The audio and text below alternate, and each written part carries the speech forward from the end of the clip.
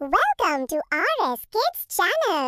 Today we are going on a super fun ride full of stories, songs and surprises.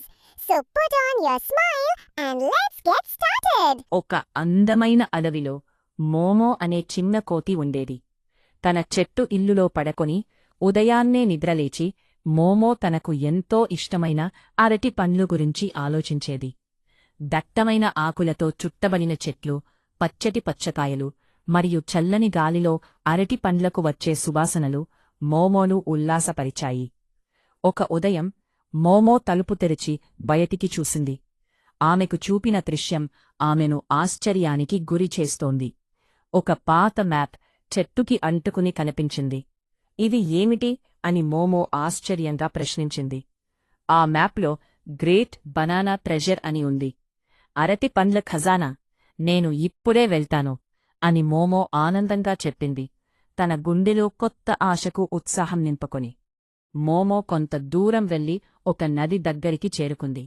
పచ్చని నీరు, నదిలో తేలే చేపలు మరియు ఆకాశం నుండి కిందకి పడుతున్న వెలుతురు. ఇలా అందమైన దృశ్యం చూస్తూ మోమో ఇది ఎలా దాటాలి అని ఆలోచించింది. అప్పుడు ఒక మొసలి చేరుకుంది.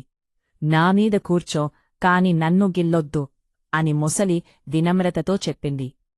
మోమో కూర్చుంది, కాని నవ్వ మార్కోరో అజాగ్రత్తగా మొసలిని గిల్లింది. చప్పరెర్ అని ఒక శబ్దం వినిపించింది. ఇద్దరూ నీళ్లలో పడిపోయారు. చుట్టూ ఉన్న చెప్పలు నవ్వసాగాయి. అది మోమోకు మరింత ఆనందాన్ని అందించింది. చివరికి మోమో మ్యాప్లో చూపిన చోటుకు చేరుకుంది. ఆమె ఆశించినట్టుగా అక్కడ బంగారం లేదు, కాని అక్కడ ఒక పెద్ద అరటి చెట్టు. అది అంతేకాకుండా చేరిపోయిన చెట్టు కింద రుచికరమైన అరటిపండ్లతో నిండిపోయింది. ఇదే ట్రెజర్ అని మోమో ఆనందంగా పలికింది. తన భావోద్వేగాలు పులకరించుకున్నాయి. మోమో ఒక అరటిపండు తీసుకుంది, కాని తొక్కమీద కాలేసి జారిపోయింది. అడవిలో ఉన్న జంతువులందరూ నవ్వారు. అయితే మోమో కూడా నవ్వించింది.